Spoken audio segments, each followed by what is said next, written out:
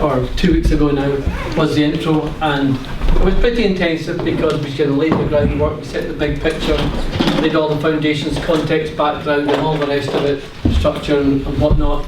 Still one or two areas I've set up to boxes to tick off there, but so there was quite a lot to get through. But listen, we're not going to tonight. If we're through it and we're through the study by 9 o'clock or so, we're not going to go until 9:30 just for the sake of it. So, but I am looking forward to getting more of a focus tonight on the actual groups and the discussions, so that I put more work for you guys tonight. You can see that probably from the notes that you have in front of you. Thank God for John's Gospel, and one of the things that we saw wasn't last week, was more than just the deity, the awesome divinity of Jesus Christ, the I Am. We also saw the even more perhaps awesome truth that this great divinity could fit into a human being. The fact that the Word became flesh, that all of God was parcelled in this man, Jesus Christ, that He, the creator of all things, became an object of His own creation. Try and get your head around that one. If you think being God is hard to grasp, perhaps one step further is to imagine God contained in a human being. And that's what Jesus is. So that's where we went. And so we saw on one hand, Jesus is all God, but on the other hand, He's all man. He's not 50% God and 50% man, He's 100% both.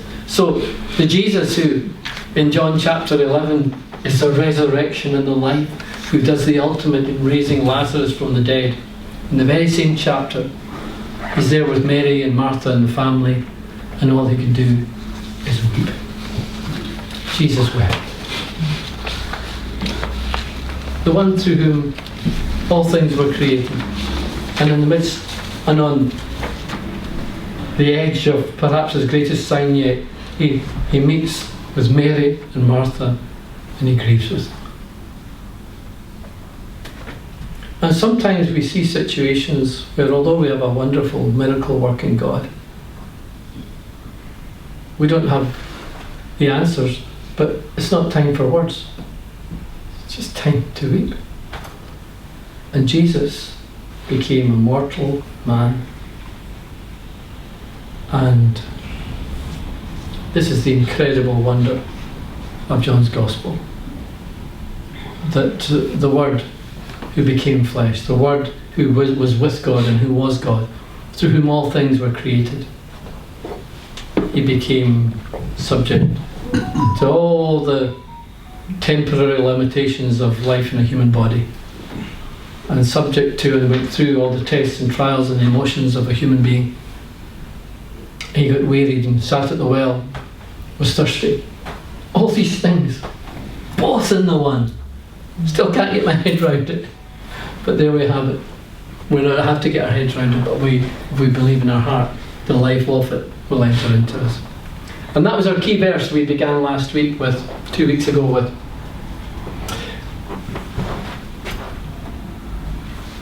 These signs have been written that you may believe that Jesus is the Christ, the Son of God, and believing you may have life in His name. Signs, believe, life. John chapter 20, verses 30 and 31, and we saw that. It's the key verse to unlock the entirety of John's Gospel, because there's the purpose of it. Signs, in order to create faith, but faith, belief, not as an end in itself, but as a means to life. We're going to see that that's something that's going to be repeated throughout the course of our study of John's Gospel. I asked you to prepare for today by just thinking a little bit about the characters, people, the individuals who are in. Oh, somebody's coming. Great. Thank you, David. And after we've thought a little bit more about the characters, such a key aspect of John's Gospel, the people, the personalities that make up the cast. And then we'll actually get into it. We'll actually begin with the prologue, John chapter 1, verses 1 to 18. And I did ask you in preparation simply to read through these 18 verses slowly, just to reflect and meditate on them, perhaps repeatedly if you have the time and opportunity. I know that you'll have your other Bible reading plans and whatnot you have to do as well, but it's such an enriching, rewarding process just to meditate the scriptures. So we will actually start to get into the content and the plot eventually of John's Gospel this weekend, next week also, next Wednesday too. So thank God. Okie dokie. Well, I did mention that word cast because the characters do play such a huge part of the structure of John's Gospel. So many individuals, so many people that appear. Some appear repeatedly, they come and go, they pop in and out of the narrative, and others, they just appear perhaps once, and I like to call them cameo roles. They just come, but they add to the picture of the moment. Small number, we hear them speaking, for example, they may be in a crowd, but they're nameless. But most, we have names, and we get to know a little bit more about them too. But presenting all these characters as a way of drawing in a wide audience, a global audience. And the people that we see, even at that time in history where things, they didn't have the global intercontinental travel we have today, but yet, even there, in that part of the world, it opened up such a broad range of different types of people. And by having this breadth of different types of character, we're prepared, we're invited in to identify and to see ourselves in the different people, from all social standings, male and female, Jew and Gentile, from Jews initially in the likes of Nathaniel and Nicodemus, and then to that Samaritan woman in chapter 4, and then in the next chapter, chapter 5, the nobleman, who could have been Jew or Gentile, but he was up there in Galilee of the Gentiles, and an official in government. But a whole range of different types of people. These different people, these different individuals, remember we see that keyword faith or a belief that appears 98 times in John's Gospel. These different characters are drawn into the plot just to illustrate, just to put into role play where different people are at different points in terms of their belief or their unbelief, because hi there, Dawn. So we get the unbelief as well as the belief. We get the dark as well as the light. We get the enmity as well as the love. We get both. If I can quote from Merrill Tenney, listen to how the different traits that he sees in the different people, the different characters that appear on scene, on stage in John's Gospel. I'm quoting from John the Gospel of Belief, page 53, when he says, jealousy, avarice, hatred, envy, lust, duplicity, disloyalty, ingratitude, stupidity, brutality, hypocrisy, spite, and every other evil motive or quality are illustrated in the action of this drama. Conversely, unselfishness, generosity, kindliness, purity, honesty, sincerity, self-sacrifice are there to be found also. But the overall stated purpose, we've seen it already, that you may believe, is developed through personal encounters that beckon the reader towards belief. The characters, just like the signs, are there to inspire faith. We get to trace the journey of belief in some, but in others we see once-off appearances. And some of the characters, like the Samaritan woman and the man born blind, the development of belief is completely portrayed. You see them all and you don't see them again. Probably the biggest stretch to anyone is given to that woman at the well and the story surrounding her in 40 plus verses in John chapter 4. In other instances, like contacts with the disciples in chapter 1, or the nobleman in chapter 4, it's briefer, but nonetheless it's still kind of once-off encounters that with individuals that we maybe don't see again in the script. So I'd like to, and as I've got on the screen there, I'd like to just look, maybe you've got your Bibles handy. If you've got a hard copy physical Bible, that's great too. Yeah, there are notes. Has anybody not got notes? Dawn, you need notes? Anyone else? No, yeah. Look at some of the contrasts of individuals. How they role play. For example, belief and unbelief. The nobleman. And Jesus attaches the whole thing to belief and unbelief. Does anyone want, if someone's got a Bible, would you like to read that for us? Could someone do just for us all together? We'll go into groups shortly and we'll pick some ourselves to look into. But if anyone's got a Bible handy, who enjoys reading, do you want to read out John chapter 4 and verses 46 to 53? John, yeah, on you go, Billy. Could you do that? John chapter 4, verses 46 down to 53. So he came again to Cana in Galilee, when he had made the water and the wine. And at Canaan there was an official whose son was ill.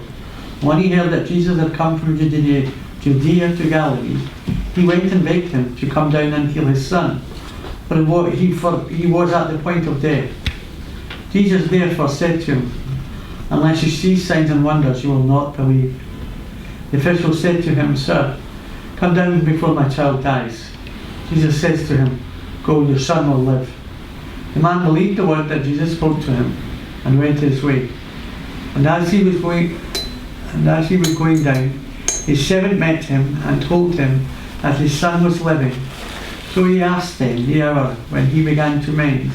And they said to him, "Yesterday at the 7th hour, the fever left him." The father knew that was the hour when Jesus had said to him, "Your son will live," and he himself believed, and all his household. How many times did you count the word believe in that little 6 or 7 verse encounter with the nobleman?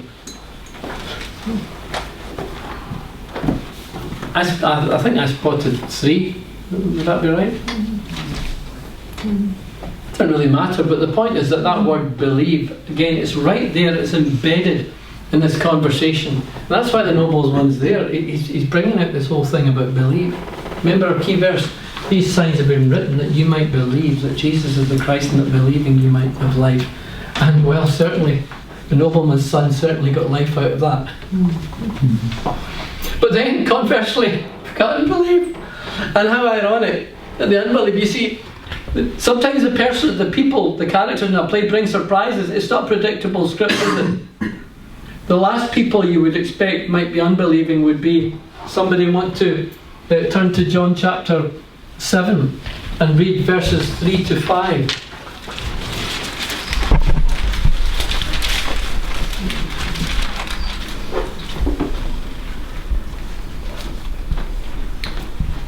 His brothers therefore said to him, His brothers, yeah. "Depart from here and go into Judea, that your disciples also may see the works that you are doing. For no one does anything in secret while he himself seeks to be known openly. If you do these things, show yourself to the world." For even his brothers did not believe in him. Oh, now we see, wow, his physical brothers in terms of belief. It's not in this gospel, it's in Luke, where we read that the prophet's not without welcome except in his hometown. But there we are. Who would have thought it would be an official, possibly even a Gentile, who's believing with his son, but his own physical brothers from Galilee were unbelieving. The irony of it. But you see, belief, like all these other traits, are manifest in the characters of the plot. What about kindness and cruelty? Some of the more obvious ones. Can someone read John 19 and verses 1 to 3?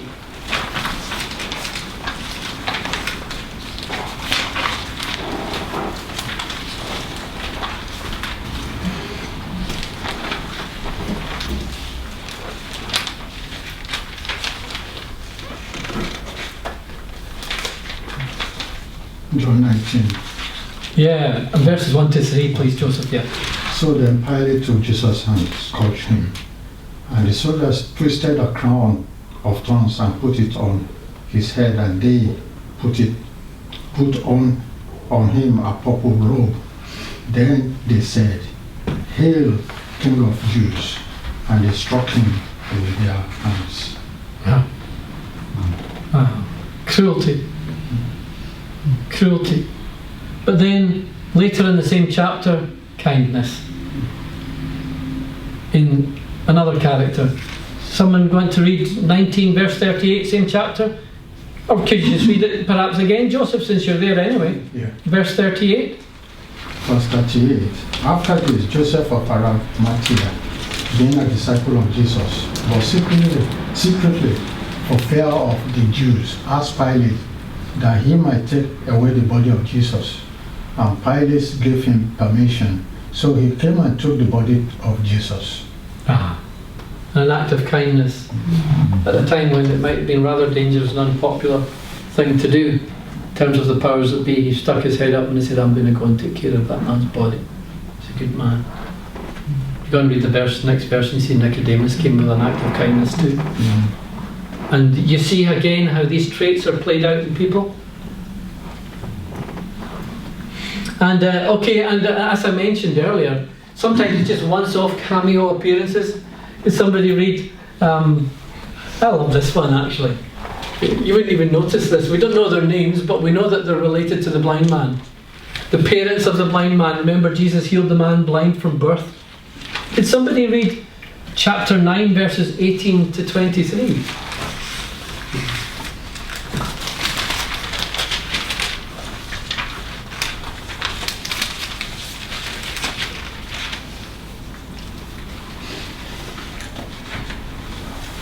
He still did not believe that he had been blind and had received his sight until they sent for the man's parents. "Is this your son?" they asked. "Is this the one you say was born blind? How is it that now he can see?" "We know he is your son," the parents answered, "and we know he was born blind. But how he can see now, or who opened his eyes, we don't know. Ask him. He is of age. He will speak for himself."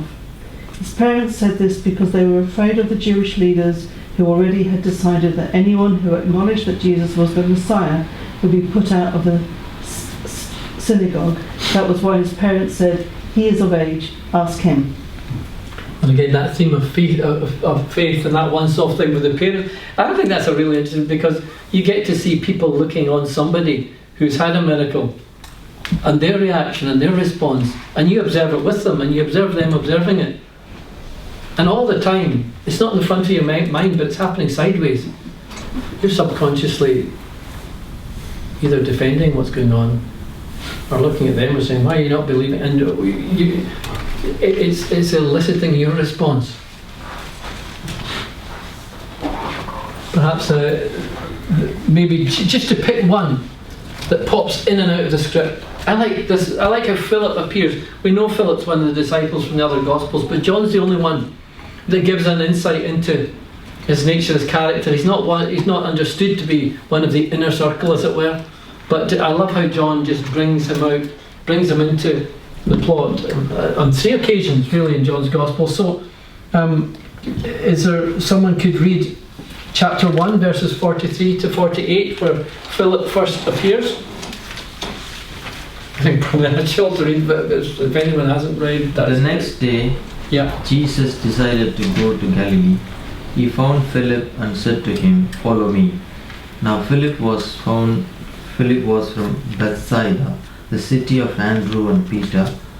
Philip found Nathanael and said to him, "We have found him of whom Moses in the law and also the prophets wrote, Jesus of Nazareth, a son of Joseph." Nathanael said to him, "Can anything good come out of Nazareth?" Philip said to him, "Come and see."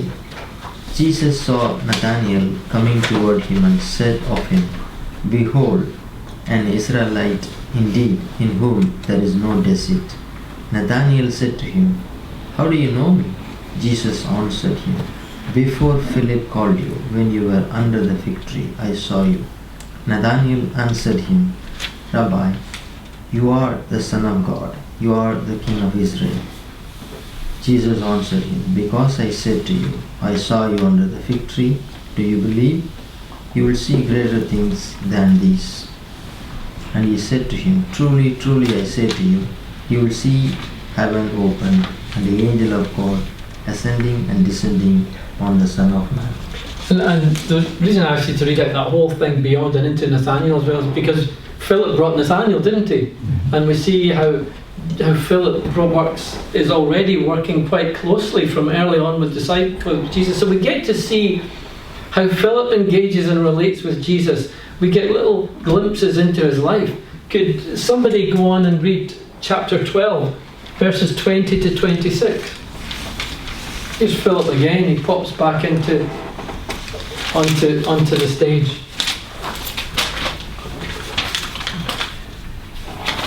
Chapter 12, 20 to 26. Yeah, please, Now, Don. among those who went up to worship at the feast were some Greeks. So these came to Philip, who was from Bethsaida in Galilee, and said to him, Sir, we wish to see Jesus. Philip went and told Andrew.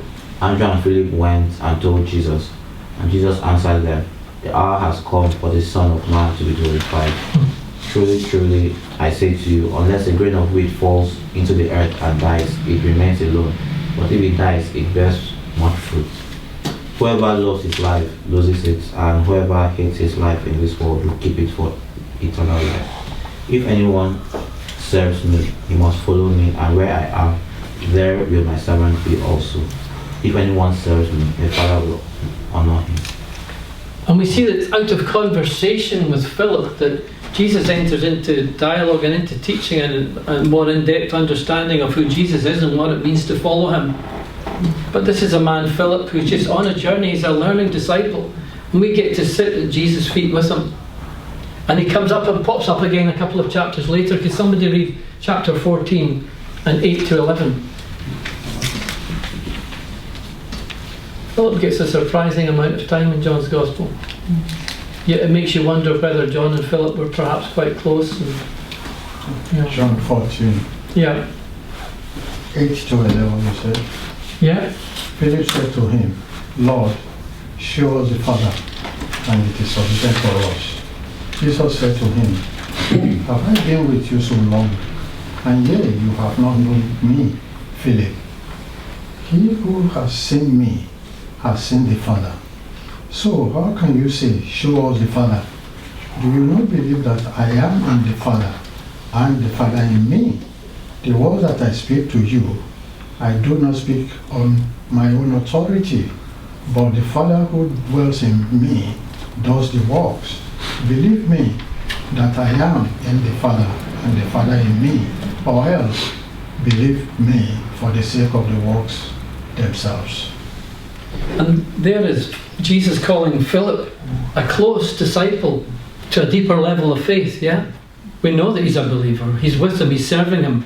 But there are depths of faith that we continuously have to grow in. So we, even for somebody who's been a disciple and close with Jesus, there's always deeper to go. And we see that in John's Gospel too. It's not just for the Gentile or the stranger, or for the first timer or the person who receives the miracle, but it's for someone in the inner circle.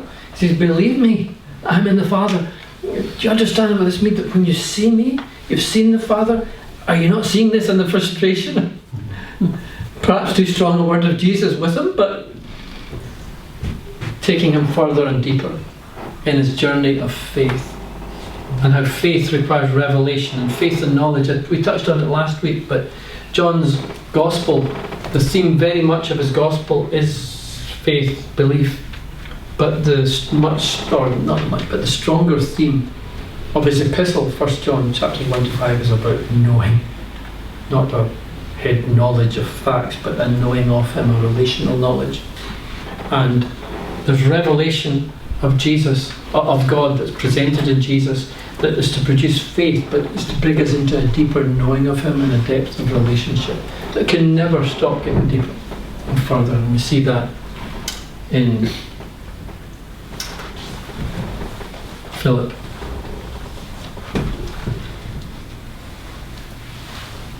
John was obviously really close with Jesus. You know, he refers to himself as the disciple whom Jesus loved. And from that, he really got a bird's eye view of so much that was going on. He got a really close-up view of what was going on. The Last Supper, reclining with Jesus. And I wonder, given that this gospel was written so many years after the last of all the other New Testament letters that weren't written by John, and books that weren't written by John, I wonder how much of it was gathered even separately, second-hand. I wonder, for example, how much he might have got from Mary. What was the last thing that Jesus did with John and Mary? When he went to the cross, he said, your mother, your son, and he entrusted John, or entrusted his mother's care to John, and effectively, and he took her as his own mother. Well, you can't begin to imagine all the things she'd have been telling him about Jesus. So I cannot think of anybody who would have a more close and intimate knowledge and understanding about such a broad and wide range of Jesus' life, even beyond the things which he physically saw himself. But he knew and he understood it because he himself, of course, was so close to him. So there we are. Okay, well, I want to spend a longer session now together. And if you go to the back page, see the notes that I gave you there, the very back page, I've got 2 breakout sessions. And I'm going to ask you, if I can, if you can get in groups of at least 3. I just wonder if maybe Dave and Kate could join with Joseph and Olivia, and that would make a group of 4, and everyone else can stay as you are. How's that? And that means we've got 3 groups of 3 and a group of 4. That's great. And this is breakout session 1. So unlike some of the cameos or the individual, and the individual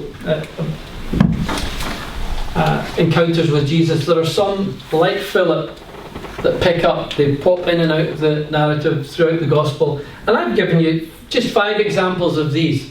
And I wonder if you and your groups could go and trace the journey of belief in Thomas. And you know, 1 or 2 that might not be belief, might be unbelief. We get all sorts, we get the whole narrative here. And Mary, Jesus' mother, who appeared right at the beginning and right at the end. Nicodemus, that's another interesting one. A bit like Philip, one that we just don't see in any of the other Gospels in terms of the knowledge of him. Judas Iscariot, perhaps one of the more obvious ones. And John himself doesn't specifically mention himself, and we're assuming that he's talking about the disciple Jesus loved.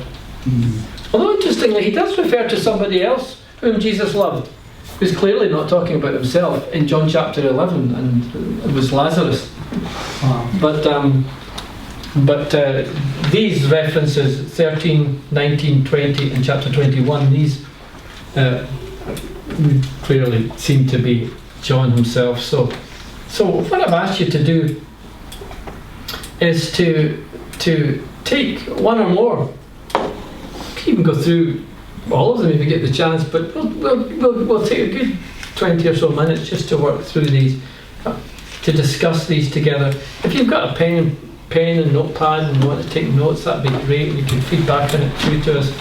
And I would just to ask you, I want you to ask each other, what stands out in the journey of these different characters?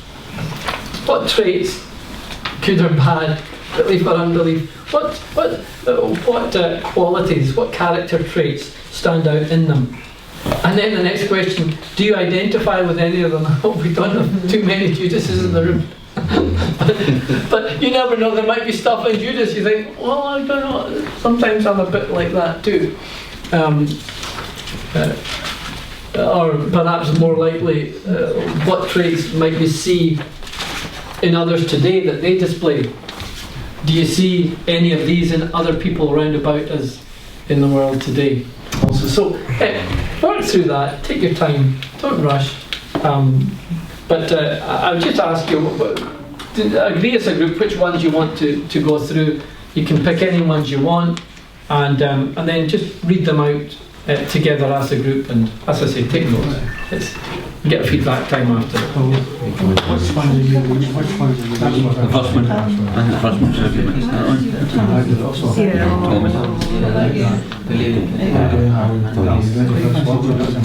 Yeah, well, you could take, who do you want to start with? Yes. 11, 5, 16. Okay.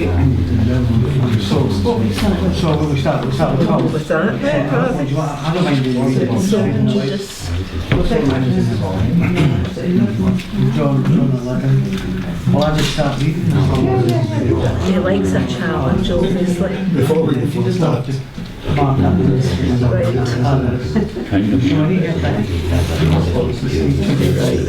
So the first one Believe in is Jesus. chapter 6, Jesus with his hands verses 16 to 71. It's a victory. Shall we just sort of scan it and then we can talk about it?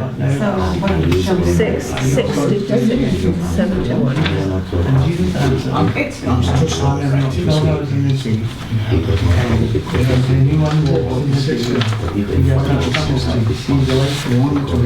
Yeah. Anyone walk John 11, he stumbles.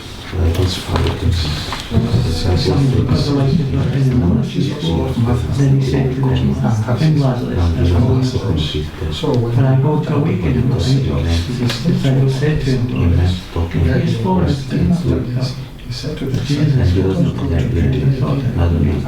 the disciples said, Jesus told them to make yourselves stone.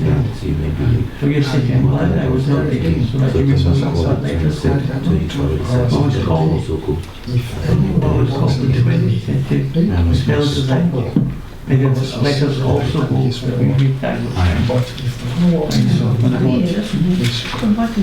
he stopped watching the neck is not in the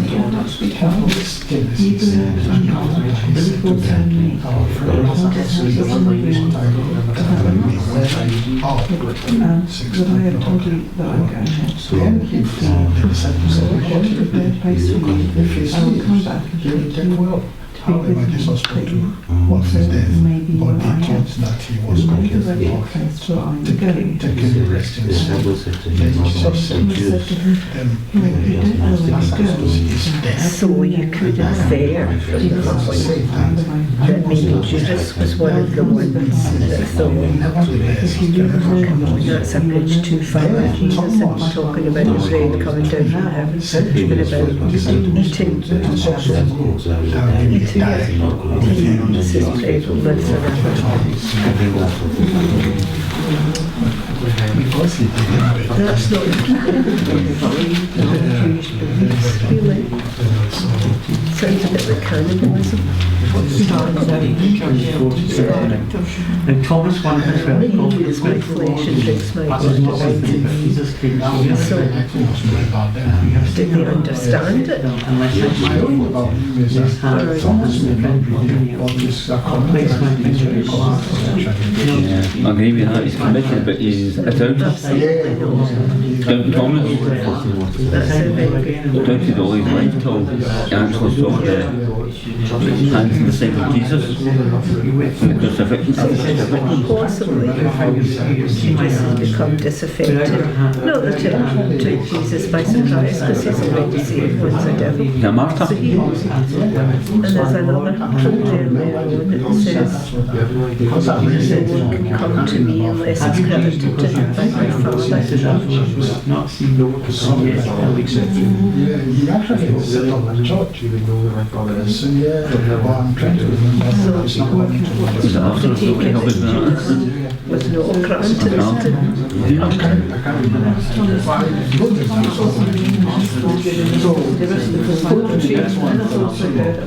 Yeah. After he's already seen You want me to read it again? Yeah. Okay. I think because they found that really hard to take. And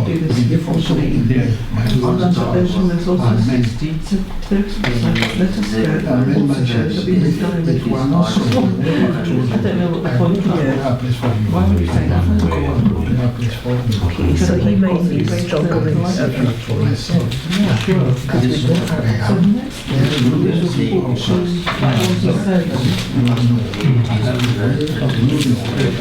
It's 14 months to 7. 12. How can we So what are the characteristics of I mean, it's the cynicism, I think, the place unbelievable. sorry, one more. If you have from now on,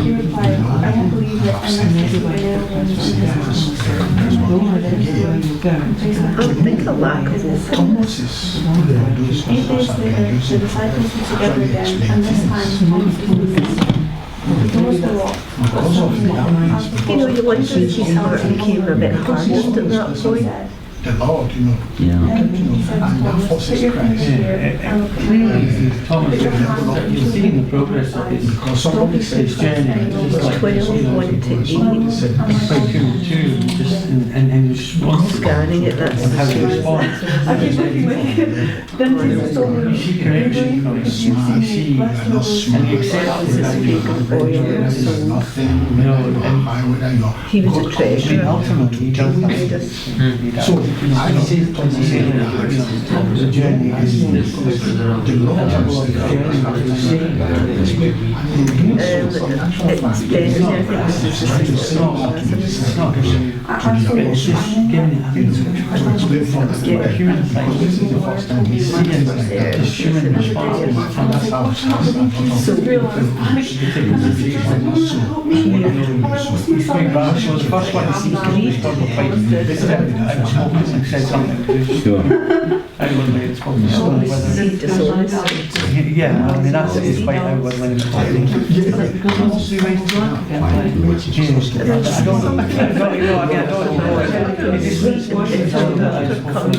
said something quite. I don't know. You know, if he's like that, stealing, the scripture. Because we love then these things. The laugh. that doesn't sound as if they're not following Jesus. You know, physically, he's not really following Jesus. He's doing this So thing. we see him saying that, and then we walk around. Actually, Jesus comes and says, and then you have oh my God. maybe, sorry, I just had a thought. it seems to be into water. Because he's still You're saying, faster than a yes, you're faster than the drone. From the same Yes, we don't know Lazarus, we don't know whether he's dead or not. If anyone wants to top up the coffee, feel free. So the need filled up again. Oh, I haven't checked that. Fill it up again. Then there's still a couple of cups in it, but will it put more water in? Well, I can do a fresh one if you want. Well, maybe at the end of this session, what we could get one at the end.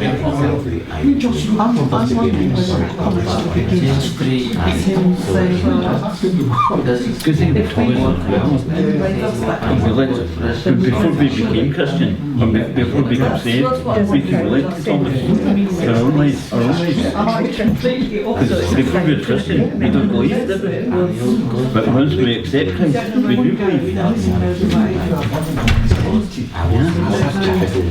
So, I think we can conclude that And until Jesus explains it to us, then we get this.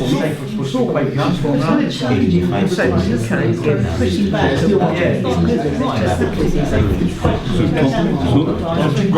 That makes sense. So we can relate to Behaviour there Thomas. behind all of that.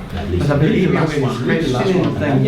You say the things and I think being. his heart. You know that. Jesus is bringing correction. The Lord brings correction eventually to Yeah. I think this guy seems very up and down. No, I think he's up and down.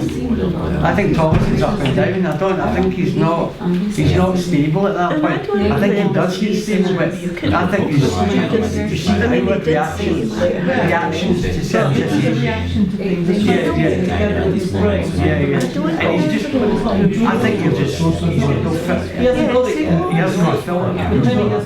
There's no filter. His reactions, there's got no filter. Maybe he's on the spectrum. I don't know.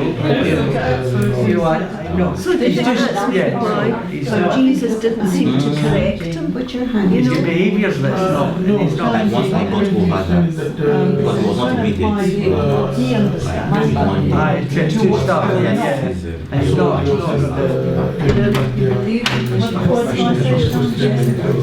They do it. He's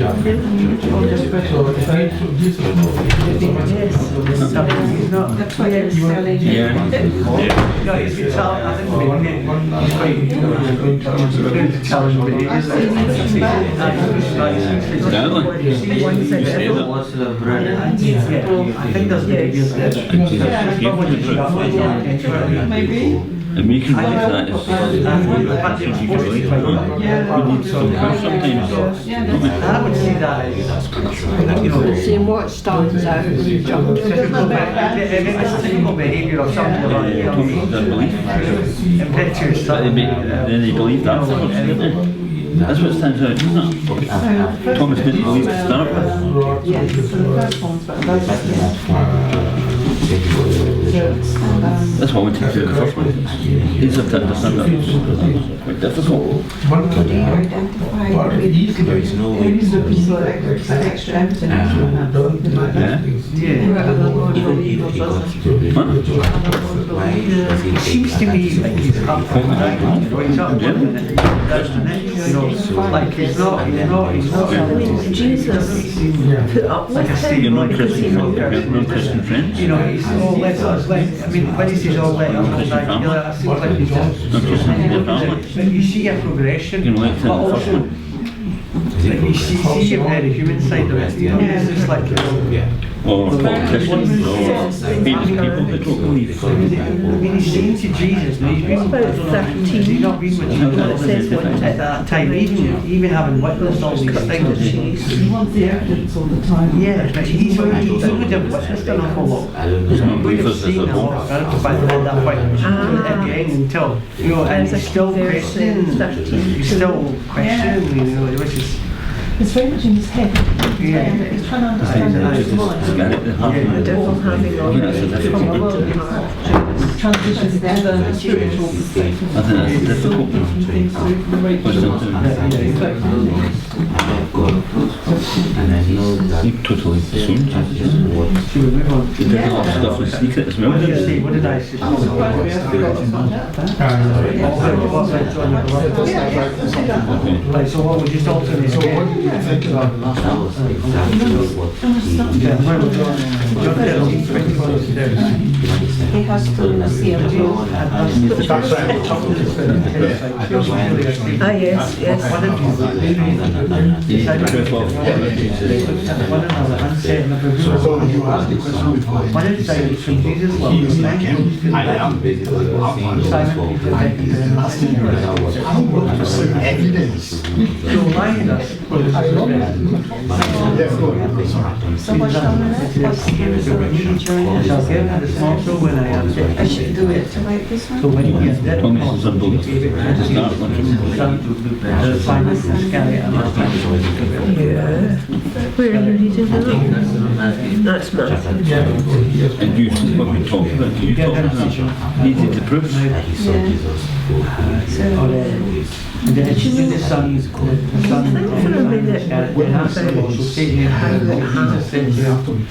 what are you going to do? That Satan No one will you what he said said this to him. Some thought that Like, that's why he put his hands inside. Yes, yes, yes. It's like one of the The turns out going to be you should give. when it's all the proof of the hands inside. it becomes a wee bit hard.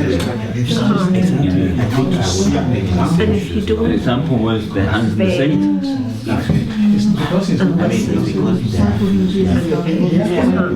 started Yeah. as a slicing but the further along it goes, the longer you go without repenting, the more you continue your way, and it's further and further away until you It's become obviously just a traitor. The traitor. He wasn't a traitor. So it's not that it's if we don't keep really close and keep short accounts. Does this make sense? Could you think, does this make Joseph? Does this make sense? Could Thomas be he's agnostic? What's a case? Alright, okay. But I'm sure he was keen because he went. He's not an atheist, but he's always asking questions. He started. He's agnostic, he's always asking questions. You know, they were folding the bills and Very He's thinking he held their mind, the sense certain facts. An example is reassurance. They couldn't be I know, I would a bit because he just becomes a disciple. No, it's so far, but you want to Google and see if it helps I just say he's so mad. you know, when Jesus is calling the 12.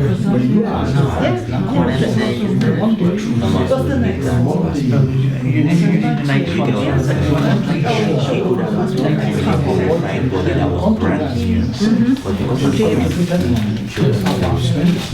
You enjoying this, folks? You're getting a lot out of it?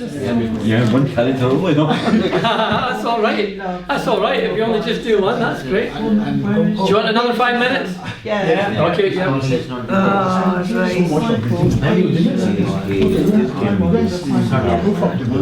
It must be Exactly as a matter. Yeah. Yeah. That is what it is. It's not that you spend your money in the right wall. Let us do it by otherwise we will. My explanation.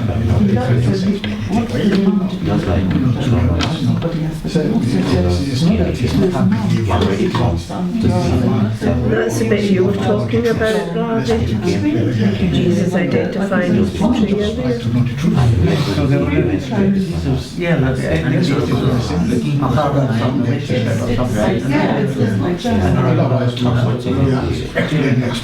I wonder when he made his deal, because at the Last Supper, I'm thinking, he'd already made his deal. That's what we say. We give you the first one. The second one is understanding.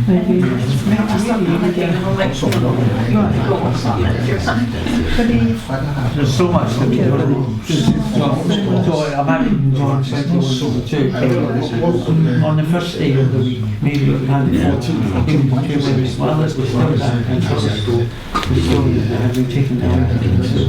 So she ran away to Simon Peter and the other disciples, one whom Jesus loved and said to him, take the Lord out of the two man, we do not know That's why we received him.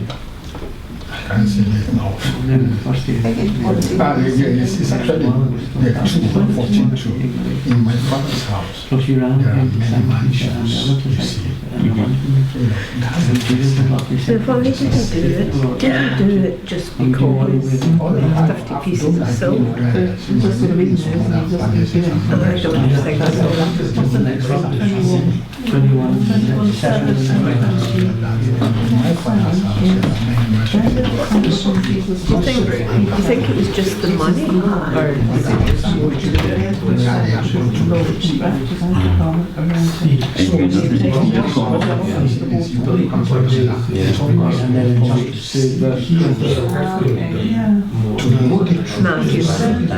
Matthew's the tax collector. He's collected from the money that he's meant to be looking after, this guy. Yeah. Yeah, the he was a treasurer.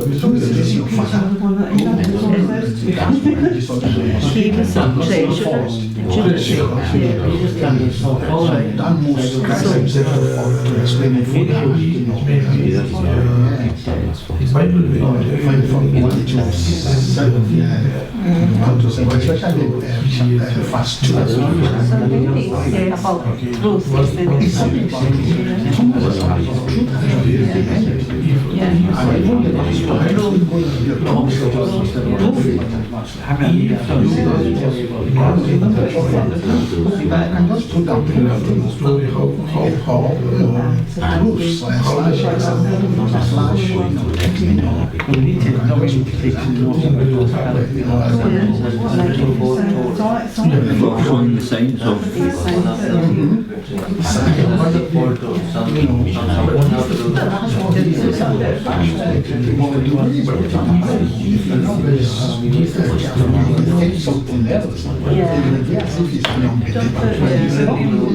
So does he not stand a chance because it's foreordained? Does he not stand a chance because it's foreordained? He wants to do this.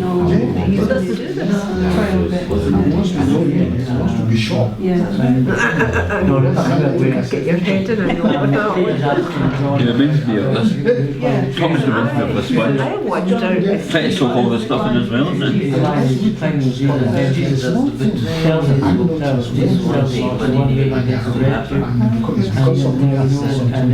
Okay, okay. Well,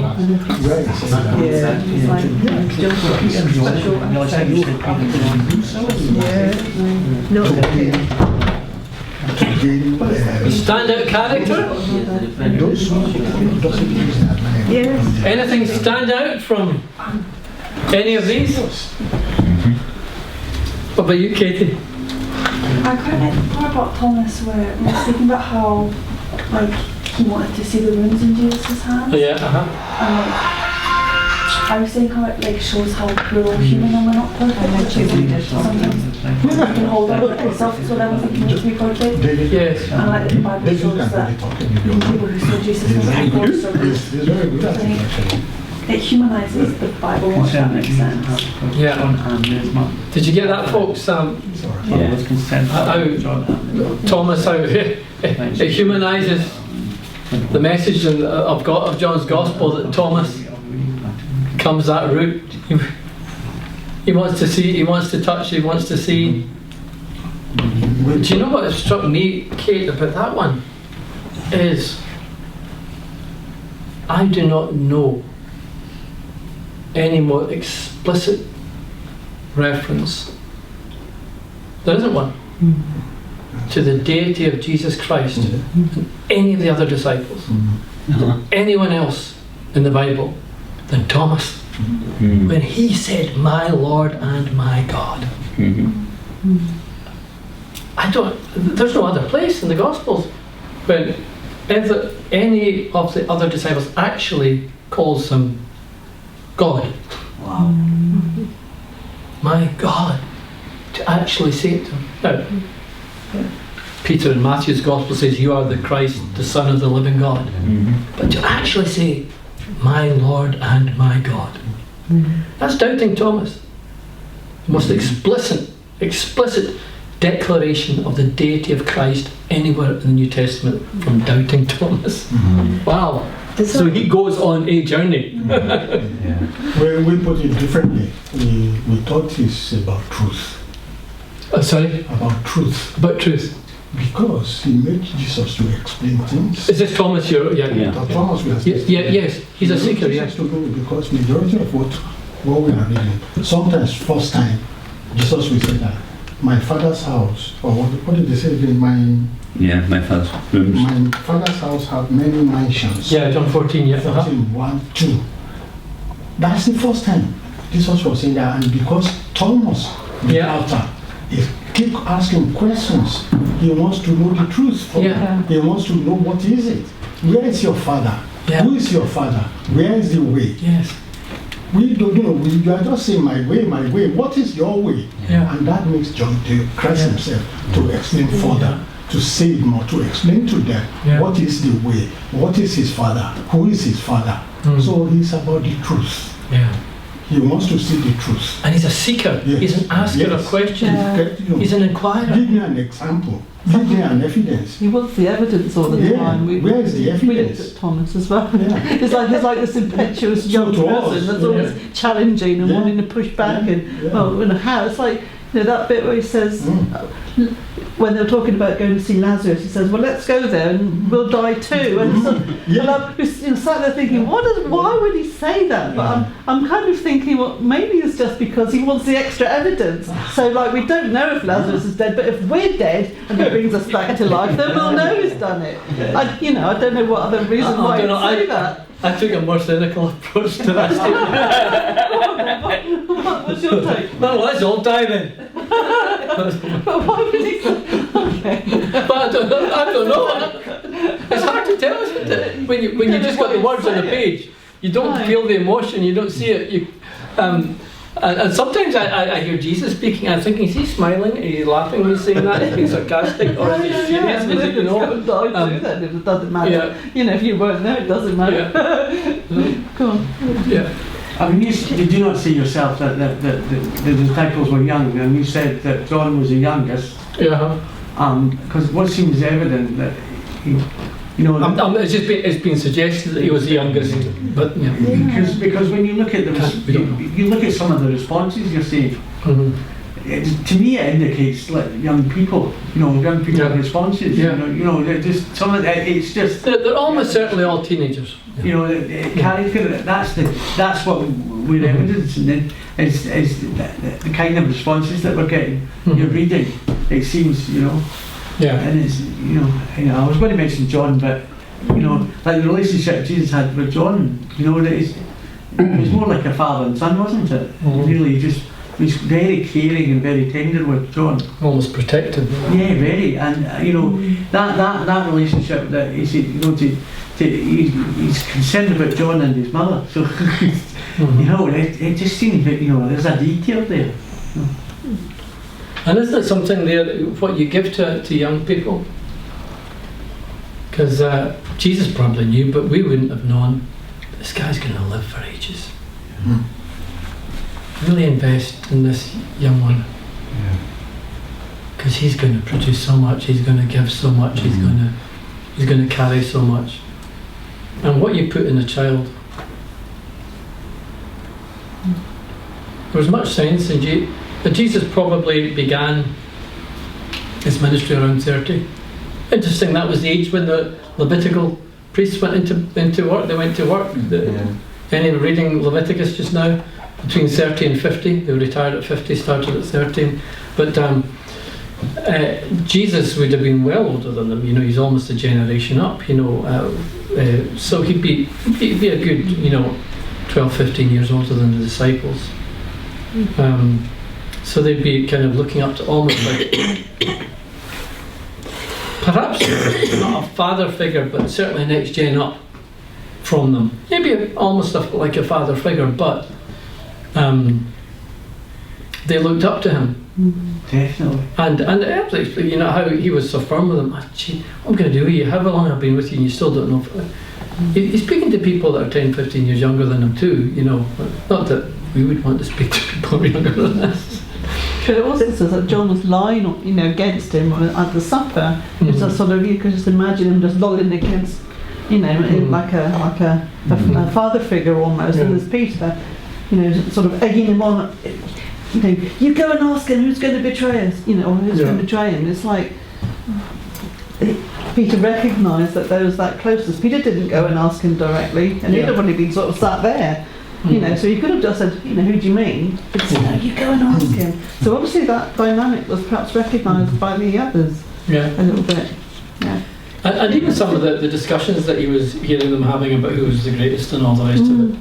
You can imagine that more in someone in their teens Sure. than Yeah, say in the absolutely. 40s or 50s. You know. Totally. Do you Yeah. not think that Thomas was weighing things up and really looking into it? We should be able to explain our faith.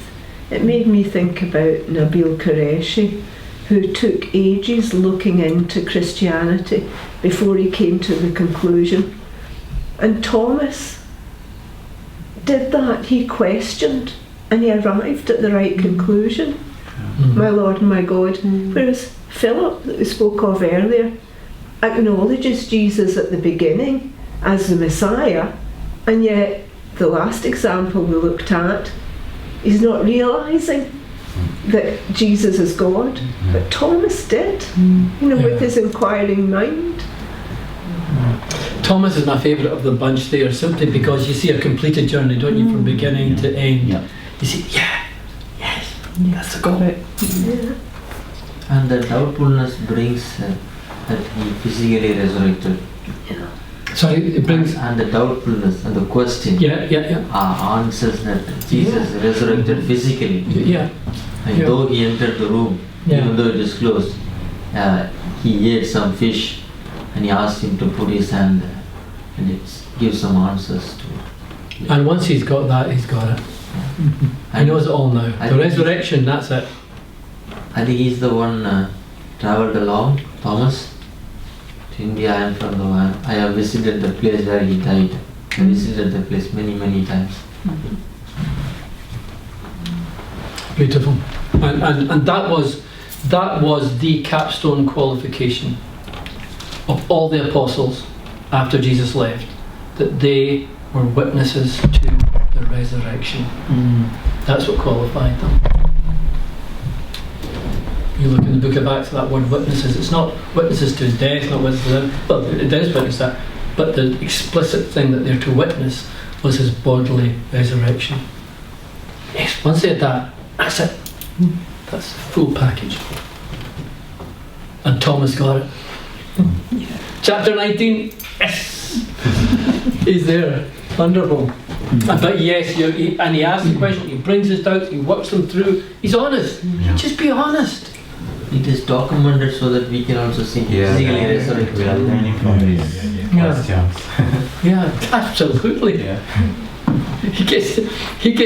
He asks the questions that others might be afraid to ask. Yeah. And he asks them on our behalf.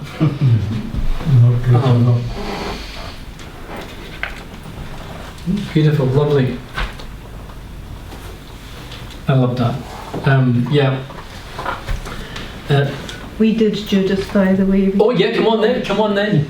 So, That was and I Randy's trust fault. that. No, They gave us a chance. Can I ask the question, is there anything in Judas, honestly, that any of you identified with? Well, I think it kind of shows how things can go wrong in someone's life, because he started off following Jesus, and I think he became a bit cynical. The bit that we looked at where Jesus was talking about the bread and the blood, and a lot of the disciples found that hard to swallow. He became cynical. But it's like you start off in the road, but if you take a slight diversion and something enters in that cynicism and you don't correct it, what can happen is that the roads diverge more and more. So I don't see it as just a sudden thing with Judas. I see it as him It's a heart. a hardening of the It heart. starts in the heart. Yes, absolutely. And what were the things that we saw in him that we see, hopefully not in ourselves, but I'm sure sometimes we do. He was greedy, he wanted more. We live in a world where we want more. The bit that I find hard to forgive is he was such a hypocrite because he was stealing the money, And then he complains about Mary. Yeah, he was such a hypocrite. He's still following Jesus, but he's far away. He's far away already. The roads have diverged. There's a scripture that talks about sweet and bitter water. can't come from the same source, you know. So if you think about that, he was Yeah. a bad one, you know. Yeah. You could tie yourself in knots with this one, because one of the scriptures that talked about people can't come unless the Father allows it. So you could start thinking, well, it was foreordained that there was going to be the son of perdition. But I personally don't believe that God marks people That they out had for to be. hell. Uh-huh. Or it had to be him. I believe in God's foreknowledge, and that, yeah, he was going to be the one that was going to do it. But there's that humanity that he still chose his own route. God knew that he was going to choose it, but he chose it. He didn't repent, and I think actually he probably rejected Jesus, because as he was spending time with Jesus, and there are all these challenging things coming from Jesus, that must be really difficult. So how do you deal with that if you're not going to repent? Yeah. If you're not going to repent, you're going to reject. And he rejected. And you see the patterns of sin in life too. Yeah,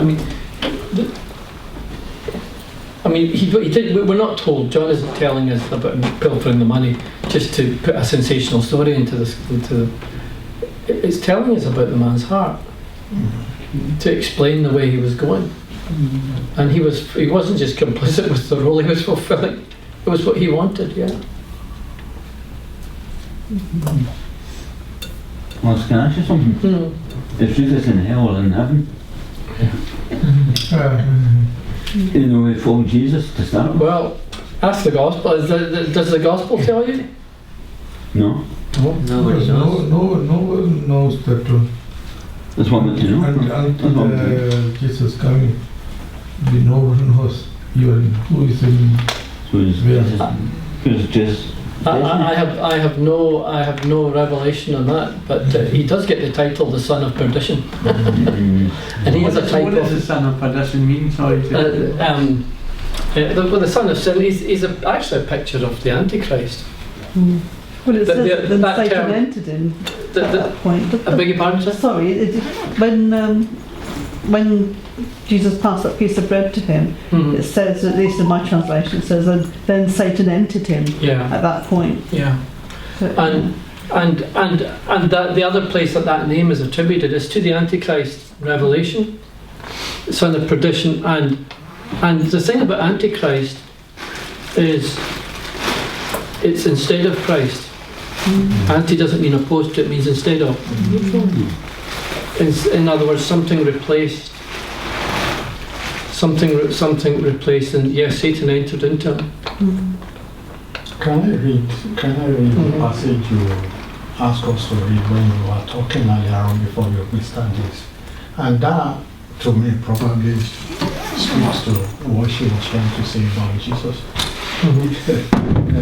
Judas, and I think it's John 12:25. And I always find this hard, even myself, whenever I read this passage and I look at it critically, I find it's a hard one when Jesus said it to them. And he said, he who loves his life lose it. And he who hates his life in this world will keep it for eternal life. How hard is that? Even generally, how hard is that? So, Judas, no matter what we are saying about, I just see the normal humanity in him. Yeah. How hard is that? Because we always read that passage and we just probably gloss over it. Well, I don't want to open the script up again ahead of its time, but we will get into the depths of it. For example, when we get to John 12, except the grain of wheat fall to the ground and die. There is only one way for life, and that's death. Of course. Of course. It's not hard, it's the only way. Well, but, It's not just hard, well, it's the only way. There's no other option. There's no other way to salvation than to die. I mean, it's really you know, strong you stuff. will call me, you know, Yeah, but yeah, anyway, it's at the heart of the gospel. Yeah. It's the cross. It's- Christianity at its very centre is no life before death. Yeah. Alistair, could you maybe give a wee bit of insight into that scripture that I mentioned earlier about you can't come unless the Father allows? Yeah. Well, yeah. But can I just restrict everything I say to the narrative of John's Gospel? I don't want to get into wider theology because we'll end up all over the world with the cosmos. Jesus very strongly and repeatedly in John's Gospel talks about living out of the will of the Father. The Father, Jesus demonstrates, the will of the Father, Jesus demonstrates is something that can be known and submitted to and surrendered to, and it requires us to do it. It's in the prologue. But to those who did receive him, and you have a choice, Yes. he gave the right to become children of God. And so we see Jesus so complicit with the will of the Father, with the preordained purpose of God, that he was running with it. There were moments when it was difficult in his humanity. Father, if it's possible, let this cup pass from my mouth, but nevertheless, not my will, but yours be done. He got through it and went through it.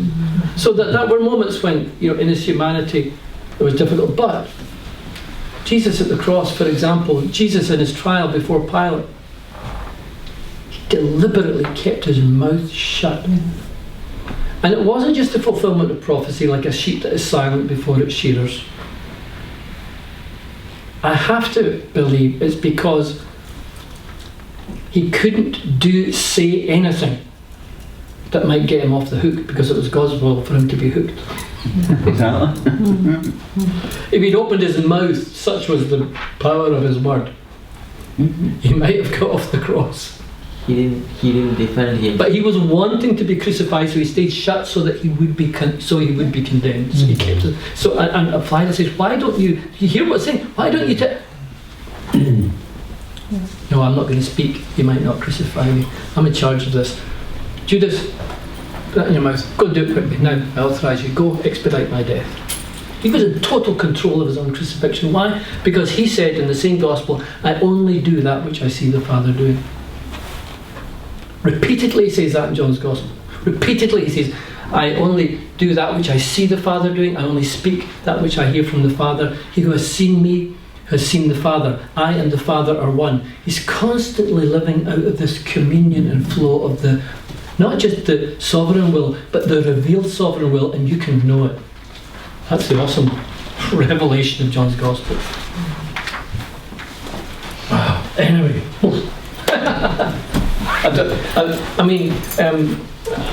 I know predestination, leave that to Romans, eh? We'll deal with that one in Romans. So you say something, Kate? No. We'll deal with that one in Romans, but for Jesus, for John's Gospel, it's something we can deal with. Okay, here we cannot not get into the text. I'll do a bit of reading. I think I'm just about to read John chapter 1. Let's read it. Yes, let's start. John's Gospel, chapter 1, prologue, verses 1 to 18. In the beginning was the Word. The Word was with God, and the Word was God. And the Word, He was in the beginning with God. All things were made through Him, and without Him was not anything made that was made. In Him was life, and the life was the light of men. The light shines in the darkness, and the darkness has not overcome it.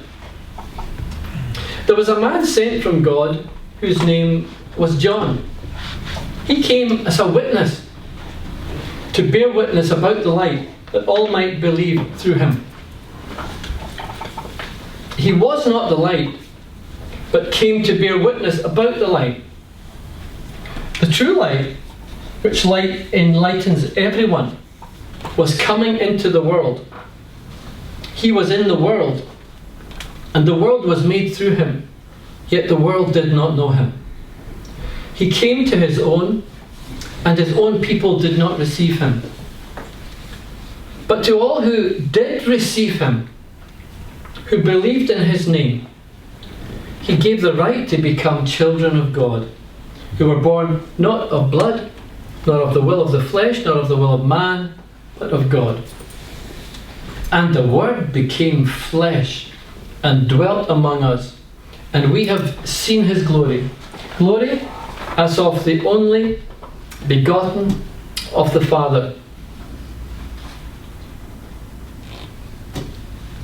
Beg your pardon, lost my place there. What verse am I? 14. Therefore, yeah. And glory as the only Son from the Father, full of grace and truth. John bore witness about him and cried out, "This was he of whom I said, he who comes after me ranks before me, because he was before me." You are aware that John the Baptist was 6 months older than Jesus. He was before me. Because he was before me. And from his fullness we have all received grace upon grace. For the law was given through Moses. Grace and truth came through Jesus Christ. No one has ever seen God, the only God who is at the Father's side. He has made him known. Wow. Now there in a package, John's Gospel. Now, in your notes, if you see the beginning of the session on the prologue, where I've actually scripted the prologue. Some of you may have been following that when I was reading it. You'll notice that I put some of the words in red, just to highlight some of the key words, theme words, thematic words that are strong there. Right there at the very start in the prologue, you see some of the strong themes that are going to appear in the whole Gospel, but that are really significant right at the start. Can I just say also something about the content of John? Something that, and I've got it quoted there actually in your notes. Tenney, he describes John's content, and we see much of it already in the prologue, as John's writing is selective. We've seen already, we saw last week, it is illustrated from a handful of chosen signs, just 7 pre-resurrection signs. Attested, the signs are there as evidence of Jesus' claims about himself. The Gospel is apologetic, in other words, it defends it's not apologetic in the sense of, apologetic in the biblical theological sense, in philosophical sense. It's apologetic in the sense that he's defending an established position, an established truth about the Gospel and about Christ. It's interpretative, and this is something that I think, Fiona, you touched on last week, about Jesus as the fulfillment of the Old Testament prophetic type, fulfillment of prophetic hope. And I've given a fuller quote from Tenney on that because it's a strong aspect of the prologue that we've read there. John's Gospel is also definitive. Jesus is distinguished as uniquely divine. He's not just the Son of God, he's the only Son of God. Now, by faith in him we get to become children of God, but he is uniquely the only actual original Son of God. We're brought in by adoption, but as the children of God. But he is the divine Son of God, which we are not. And so Jesus is uniquely divine.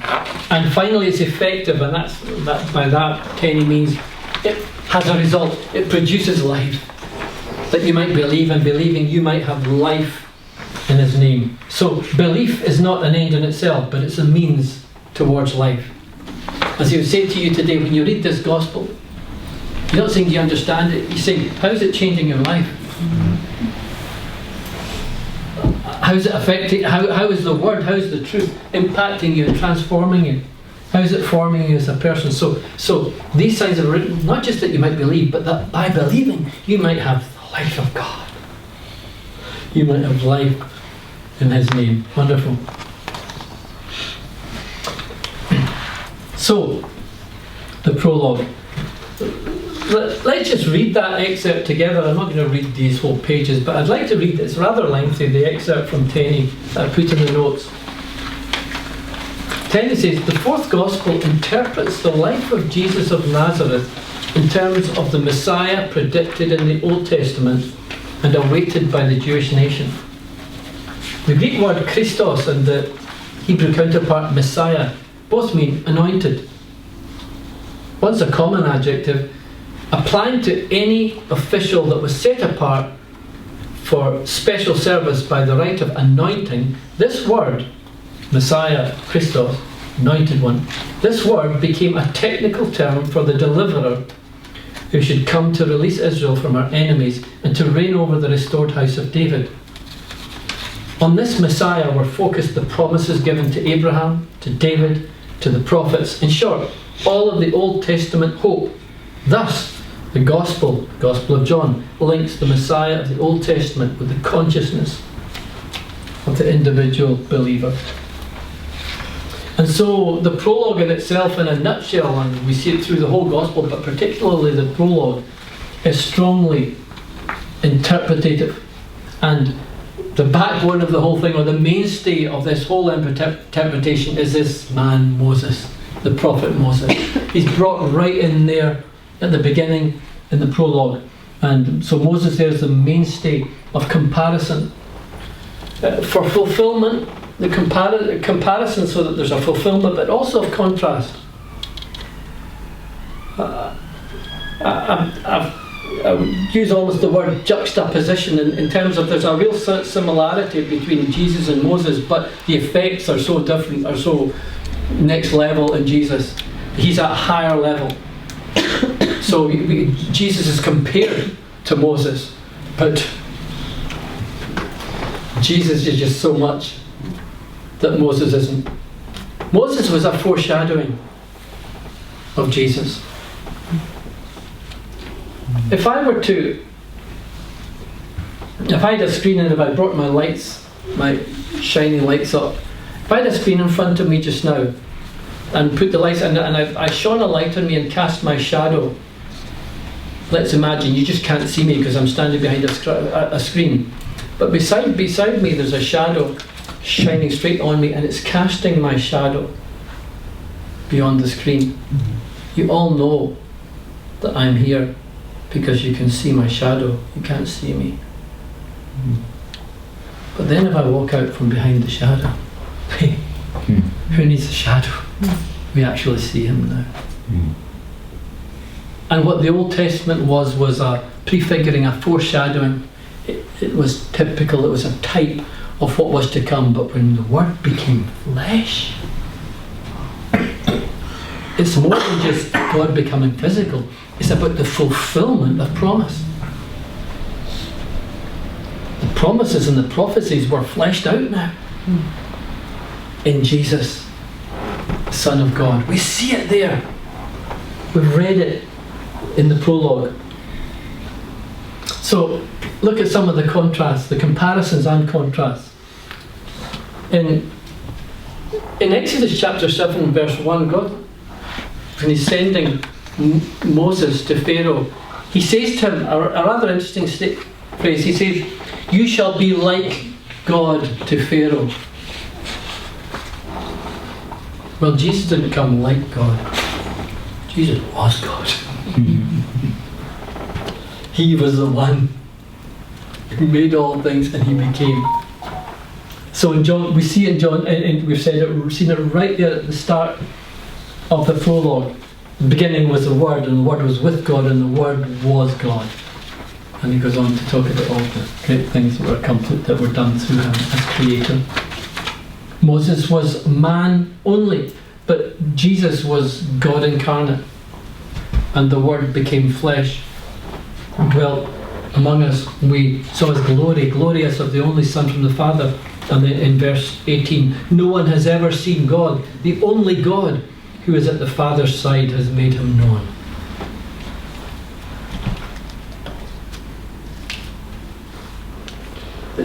Moses received the instructions and the directions to build the tabernacle. Jesus is the tabernacle. And John, verse 12, verse 14 rather, the Word became flesh and dwelt among us. That word dwelt is tabernacled. The Word became flesh and tabernacled among us. What happened in the tabernacle of Moses? That's where God's glory would come and sit above the mercy seat between the cherubim, and Moses would go in and out, and he would converse, he would listen to God, and he wouldn't see God, but he would hear him, and the glory would come into the tent above the ark, and it was the place of the dwelling of the glory of God.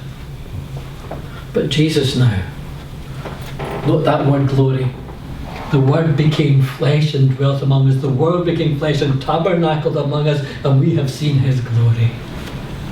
Glory as of the only begotten of the Father, full of grace and truth. Something more than Moses is here. Ah, amazing. Beautiful.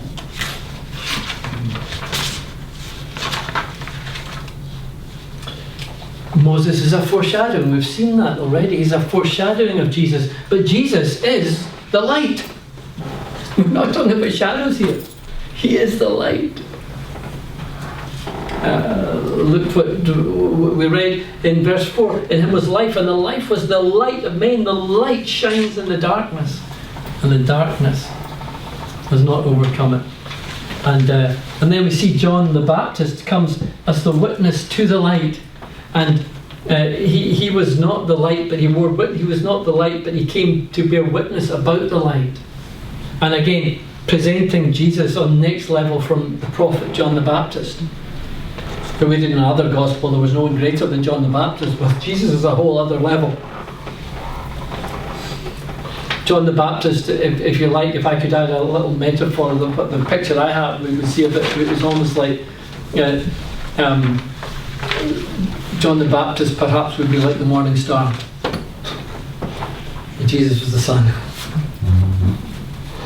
And he was the true light. He was the light that coming into the world gives light to all men. He's the light of the world. And he says that. It's one of the I am statements of John's Gospel. I am the light of the world. Moses was a servant of God. Jesus is the Son. Look again in verse 14. Glory as of the only Son of the Father. Moses, as we've seen, met God in the tent. Jesus is the tent of meeting. Moses brought the law. The law came through Moses, but grace and truth were revealed through Jesus. Jesus granted the grace that enables us to not just see and understand the motive and the life behind the law, but the power to live it, the truth behind it. Jesus, but grace and truth were revealed through Jesus. I'm resisting, but I could so easily go over into Paul now, and Paul teaches so powerfully about the contrast between the law and grace. And how the law tells us what to do but gives us no power to do it. But the grace of God, grace is revealed in Jesus Christ. The grace of God comes and enables us to do what the law tells us to do but has no power to do it, but the grace of God is revealed in Jesus. And he dwelled among us, and he showed us the Father. On one occasion, Moses, some of you may recall, asked to see God's glory, and God said, "You cannot see my glory, for no one shall see my glory and live." Well, look at Jesus, verse 18. Jesus says, or John says rather, no one has ever seen God, including Moses. He asked to, but he was told he couldn't. The only God who is at the Father's side, he has made him known.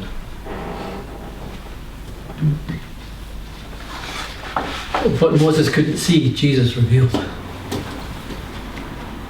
Jesus says later on in John's Gospel, he who has seen me has seen the Father. Paul wrote to the Colossians and he says, in Christ Jesus, the fullness of the Godhead dwelt bodily. Could just have been in, that verse could be in chapter 1 of John, couldn't it? Could be in our epilogue, our prologue. In him the fullness of the Godhead dwells bodily. God is in Jesus. The fullness of the Godhead. He reveals God. You see God by looking at him. As the writer to the Hebrews says, and I suggested this as preparatory reading for this prologue tonight, that he, Jesus, is the exact representation of God's nature and the radiance of his glory. There is absolutely nothing that could be known about God that cannot be seen in the man Jesus. The fullness of the Godhead dwells in him bodily. That's a greater miracle than the fullness of God. The fact that it can be contained in one human being. We beheld his glory, glory as of the only begotten of the Father, full of grace and truth. He who has seen me has seen the Father.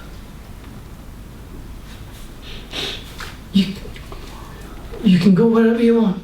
You can look anywhere you want. But there's nothing of God to be seen that can't be seen in me. That's what Jesus was saying.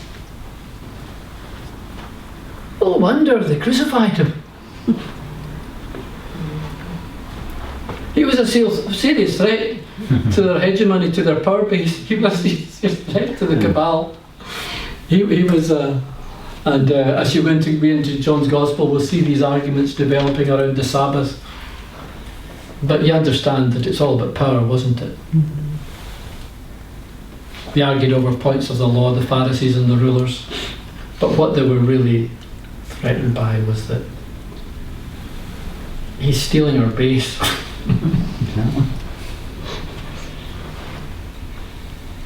He's taking the power. That scared them. Again and again. And the statements that he makes about himself. And what... How are we for time?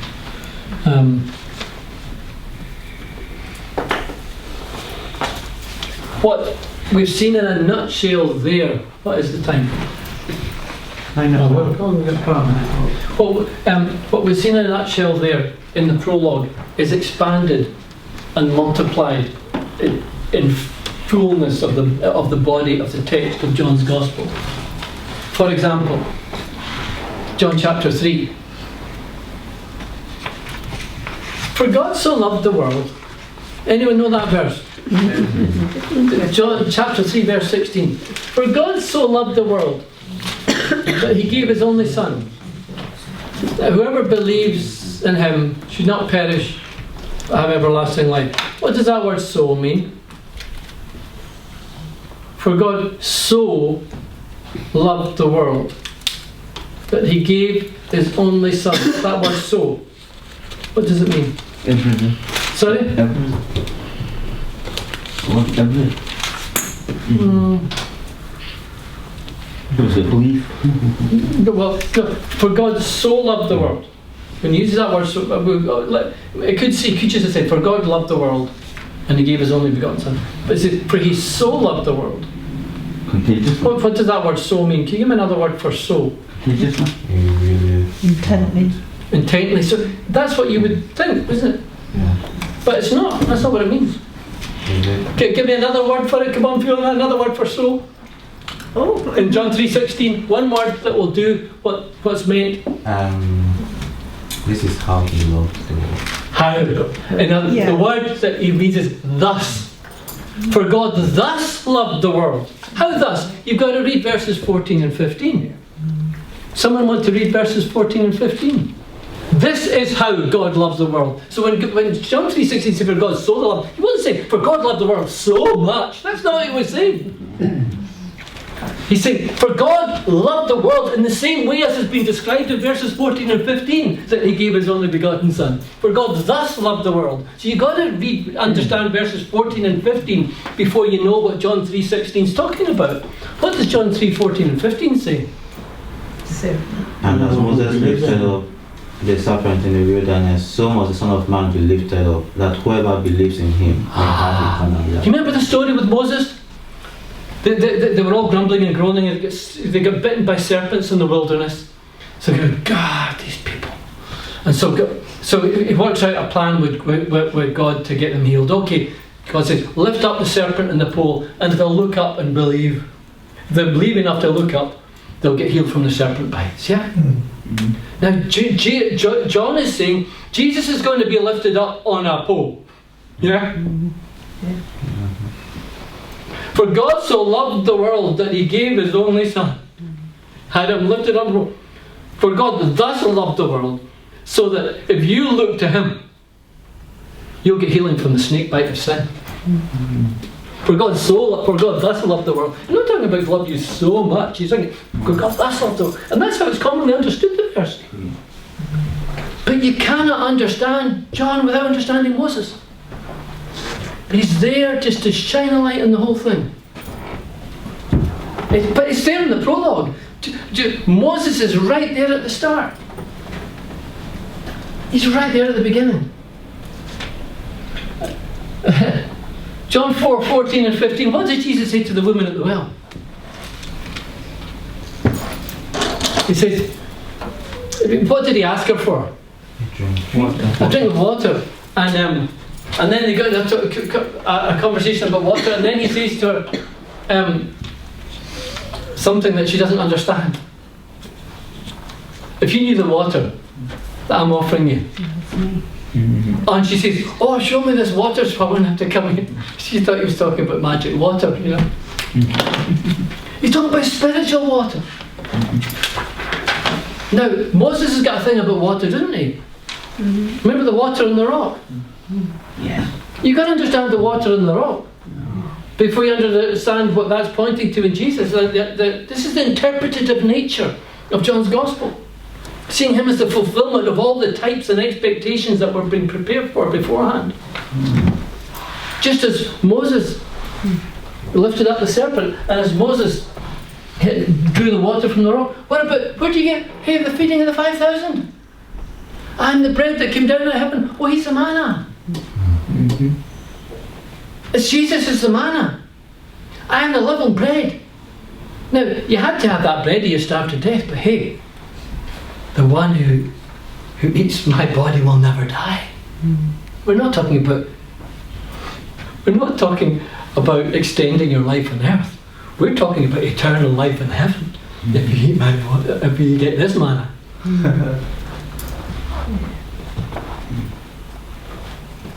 You've got to understand more to see. It's right there in the prologue. He's just introduced Moses right at the start to say, now you get Moses, look at this is the fulfillment. That was just the Shadowlands. This is the real light now. That was just types and symbolisms. This is a real thing. This is God in the flesh. What was Moses' mission? Deliver people. Deliver people from deliver people out of slavery, the bondage of slavery, and even they cried out to God. Somebody want to read John chapter 8 verses 34 to 36.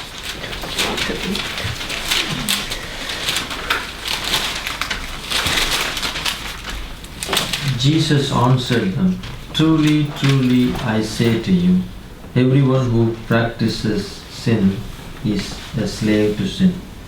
The slave does not remain in the house forever. The Son remains forever. So if the Son sets you free, you will be free indeed. So Moses came to deliver them from the slavery and bondage and socioeconomic servitude in Egypt. Jesus came to deliver mankind, the cosmos, from the grip of sin, to redeem us from the bondage and slavery to sin. So you've got to understand him as a liberator, a deliverer from bondage. I could probably go through most chapters in the Gospel of John, and I'm not here to preach sermons tonight, just to try and open up something of the text. But what did God tell Moses that he had to tell Pharaoh? Let my people go. Yeah, and to justify himself, who was sent? Tell him, I am has sent you. Yeah. Remember that? Now Jesus is the I am, yeah? Let's just leap forward to the end. Could somebody read John chapter 20, verse 21? See, well, let's just...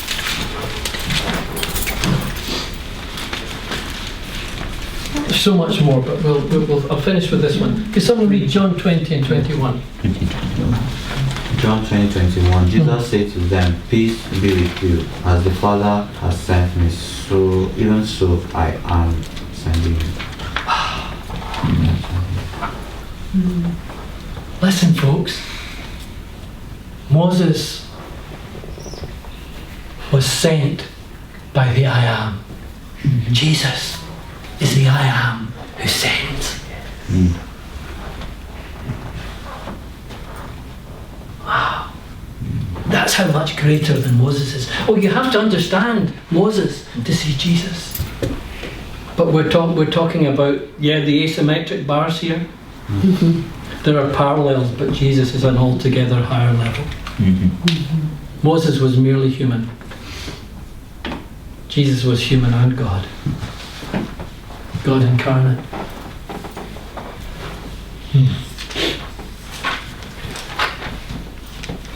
But I've just taken one of these aspects of content that Tenny talks about, interpretative hub, but that's very, very strong.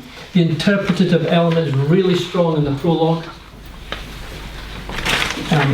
So is the definitive, how Jesus is uniquely the Son, the only begotten of the Father, but he's also effective, and this is what I want to, I just made my bit with this tonight.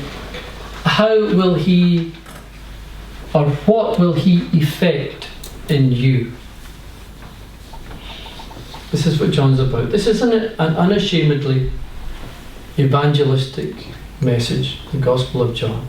So how will you respond? What will he do with you? The awesome thing about the prologue is Jesus isn't just all of these things. In the middle of it all, couched in the middle of it all, he came to that which was his own. The created order, the cosmos, the creation. And those who were his own received him not. He who had made all things, gave you the power to say no to him. There's nothing in all the cosmos that can say no to Jesus except those created in the image of God. But those who were his own received him not.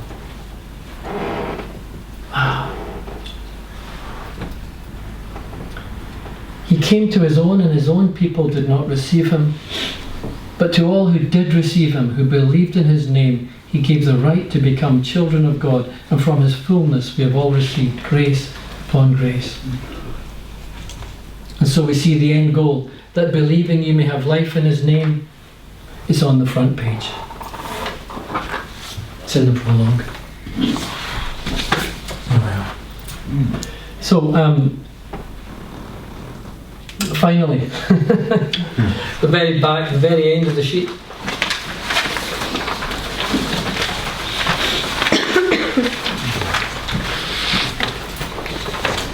Okay, well, let's maybe 10-15 minutes in our groups now. Tenny says that the average Christian, the prologue that we just read, enables the average Christian to gain an understanding of the whole plot and its significance. It's there in a nutshell, and it gets unpacked in the body, the text. We've read it together.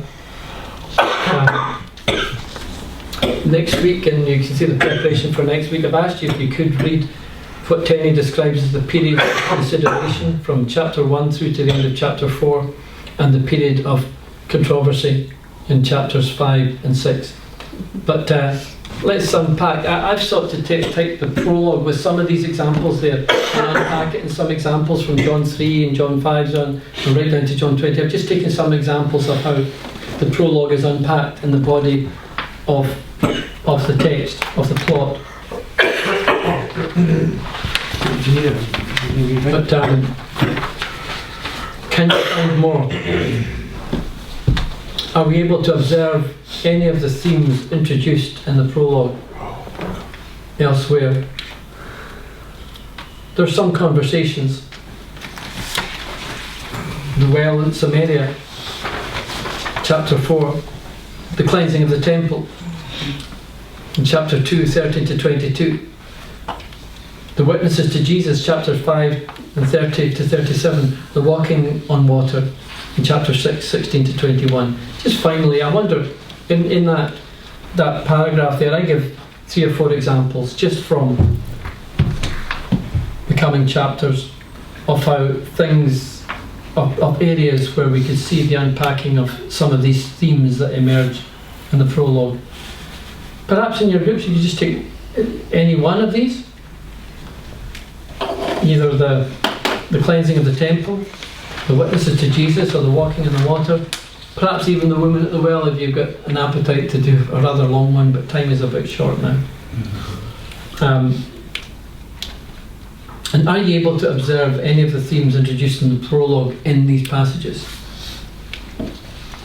What kind of an impact did Jesus have, or might he have had, in these examples? Have I been affected? Would I have been, had I been there? So it's over to you. Just it's self-explanatory, the questions are there. We've got till, let's say, 25 past, 15 minutes.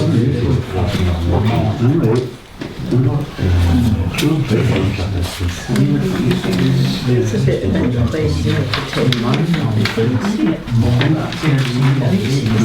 The cleansing of the temple.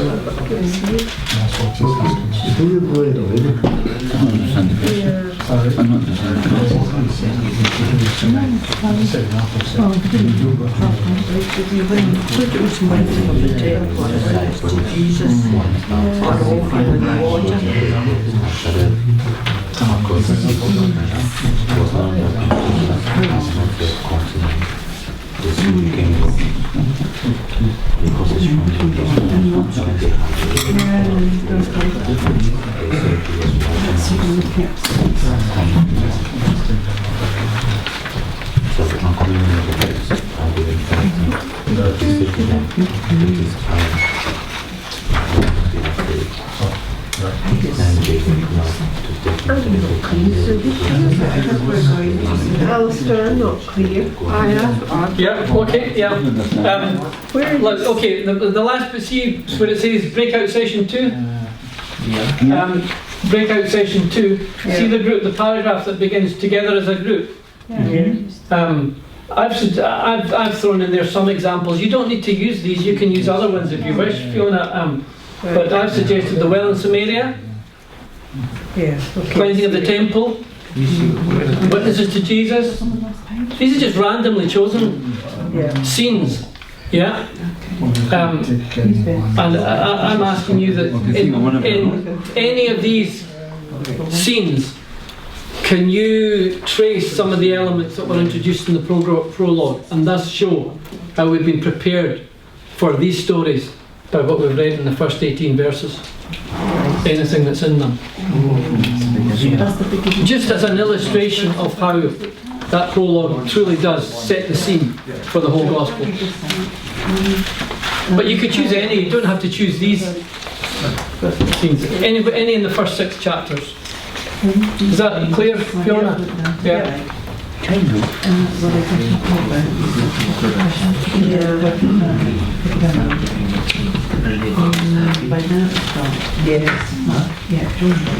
Well, think of the cleansing of the temple. It's not in here, I was thinking it's not in here, but it's not another one. Feeding of the 5,000.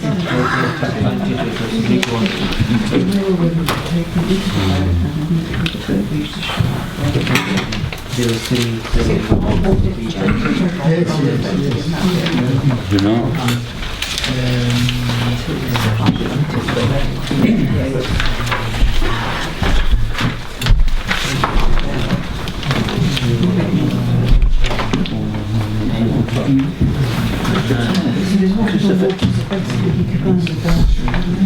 The elements.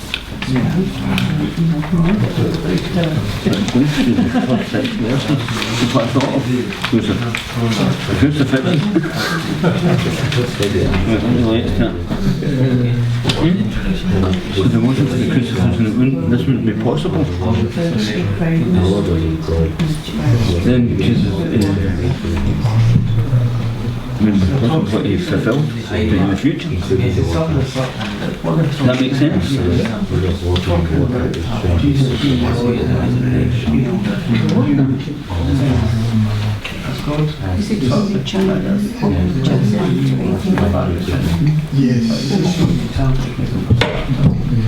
So we're trying to find examples of this Christ in all previous commanded authority, like walking on the water. Think. Sorry?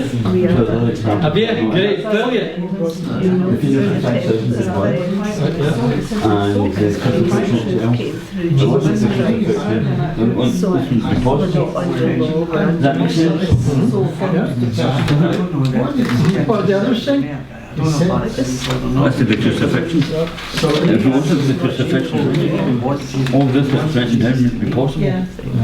Yeah. They wanted to leave. Does that make sense? Because they were doing what they were doing. What Jesus is right in here, and all of this fulfilled through that, the crucifixion would be possible. They were in the dark, the way that they were behaving in the temple, and they had no idea because there was no one. The other thing His promises wouldn't come true. His promises wouldn't come true. never tell anybody where you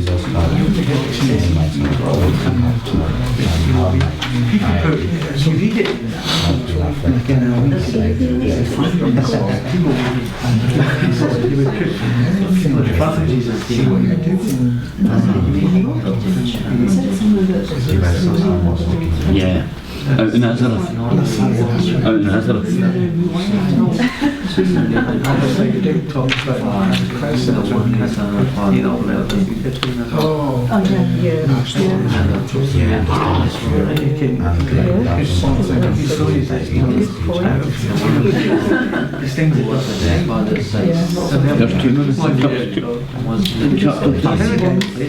There's two minutes. But I know he's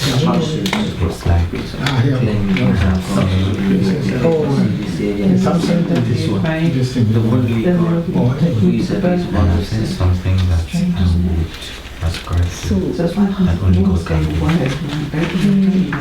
just send it to my eyes and to bring me to life. The chapter, remember? So you keep the temple. Place of worship or God and this kind of thing.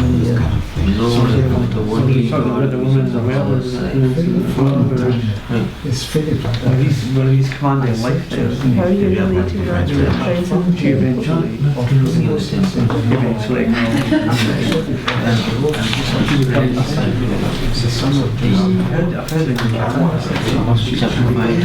heard I can do nothing on well, we go by what the whole time. Yeah, I'm just trying to relate to the present of the temple.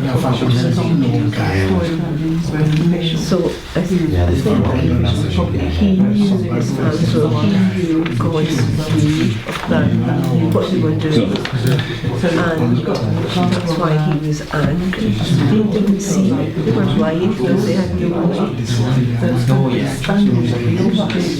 Which showed us to the program because he enlightened the world. They made it as a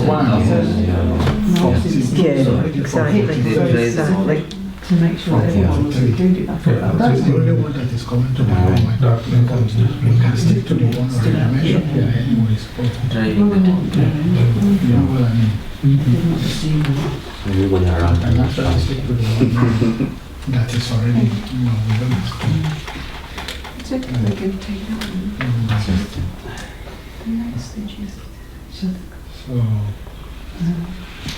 this is what is shed light on any other sin they may show to us.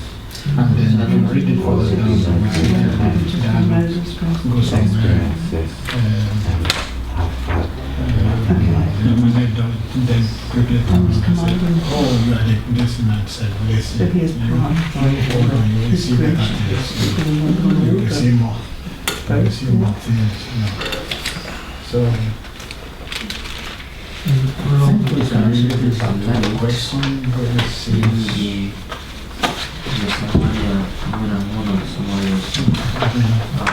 living water. Yes, yes. So, True. That's right, yeah.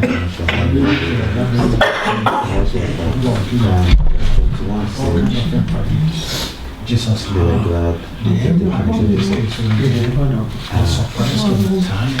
So that's kind of the immediate report of the life. It's almost like they were in the seaport. Jesus When Jesus came, where they were going to, near the kind of reminds me like I just put their gym. how Jesus called Peter and at the time fishing all night. Oh, Yeah, When Jesus came, any light, to anyone? the end.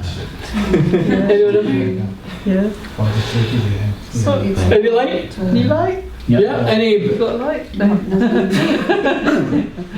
Anyone seeing aspects of the prologue and reflected in the? Yeah. Yeah. So we looked at the walking on the water one. Okay. But the interesting bit that stood out to me was so the disciples saw Jesus and recognised him, but they were still afraid, and he had to tell them, "Don't be afraid."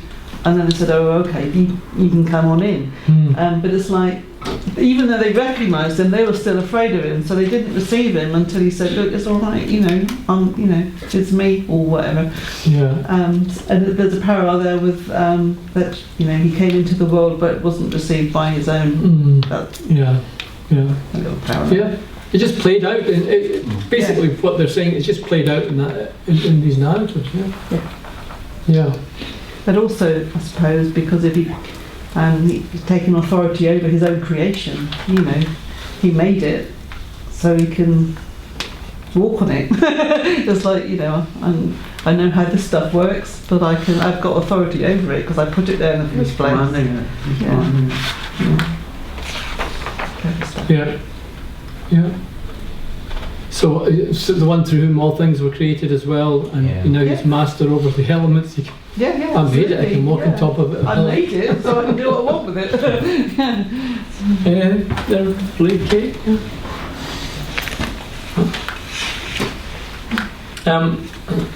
Did you know, for example, in the passage, and when I printed out the text of the prologue, I put some of the words in red. Well, one of the words that appears repeatedly in the prologue is witness, yeah? He came to be a witness to the light. Did you see one of the passages there about the witnesses to Jesus? The words, the works, the Father, I bear witness to myself, and all the things, a whole passage there about the things that witness to who Jesus is. Yeah?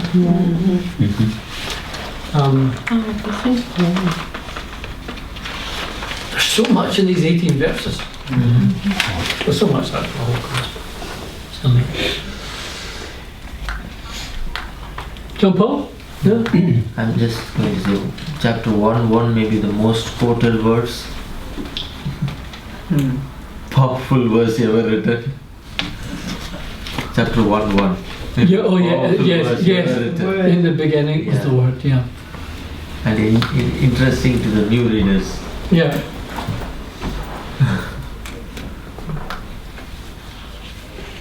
The introduction of Nathaniel as well to him by Philip. What was that now?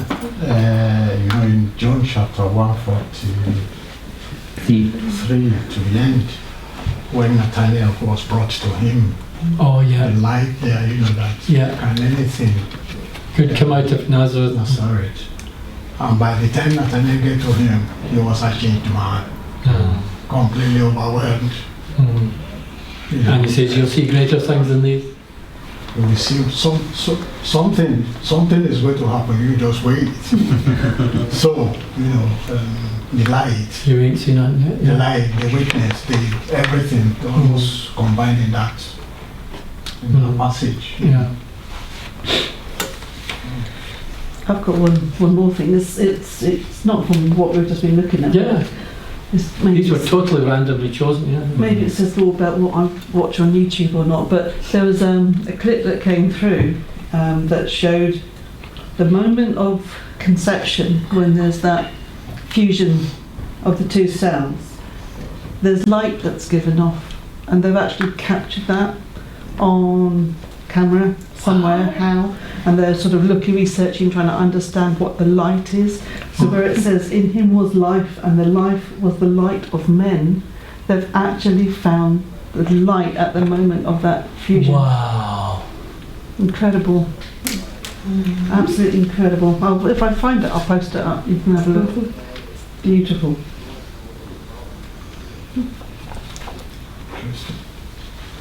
There are things that are. People would say, "Oh, it's intuitive." Well, how do you know? And when it's unpacked, so science catches up a few thousand years later I know. with. I mean, that is just that blows my mind. Talking of Jews, I think it was David Pawson who kind of. It was rather serious, but he was speaking almost jokingly about how Hitler had a terrible job trying to persuade the world and the German people that the Aryans were the master race, when at that point in time the Jews were running everything. But they were disproportionately. And David Pawson points out, he says, my opinion, probably the three most significant people in terms of how they affected the world, for good or bad or whatever, of the entire 20th century were probably Sigmund Freud, Karl Marx and Albert Einstein. All of whom were Jews. And Marx was an atheist. But all these people, they were Jews. And they got their ideas and their inspirations out of the culture that they were in. I don't know if anyone's read Tom Holland, Dominion. And he talks about in that book how even atheists are Christian. But he means that you cannot be born in a certain culture and not be shaped and influenced by it. And Einstein, it just made me think of you talking about light there. Einstein, as a child, like he was a Jew, but as a child, something within him told him he would look at light being reflected through glass and through prisms, and he would see it, and he saw different colours coming out of it, and he was transfixed by this.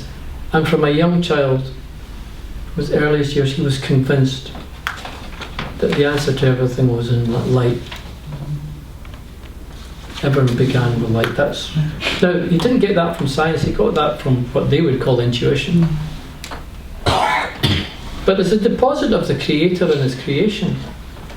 Yeah. Surely.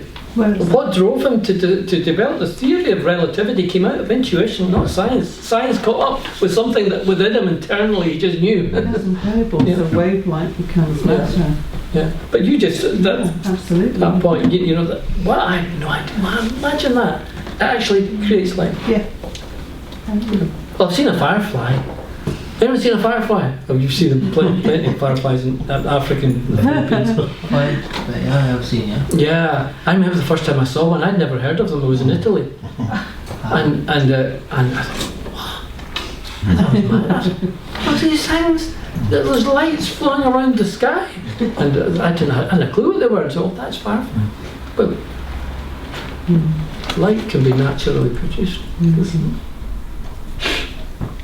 That's an awesome thought. Yeah, I've just wasted all our time. Time is gone. Well, could I ask you, just for next time, we'll have we'll have a week and then we'll have a 2-week break after next week. But could I ask you, see the very end of the notes, the bottom of the back page, just something to read and prepare. You can prepare as much as you've got time for, but I would ask you, can you between now and next week at least read through the first 6 chapters, the extent to which you're able to go into depth and read over, go as far as you want. If any of you really have got the appetite, the time for it, you might want to research what other people have said about any of these books, go on Google or whatever, or YouTube, or just study more widely. But all I'm really asking is that you read these passages, because we're now going to go into the actual content. That's the background, the intro, the prologue, and now we're just going to look at the text according to Tenney's structural outline through the periods of consideration,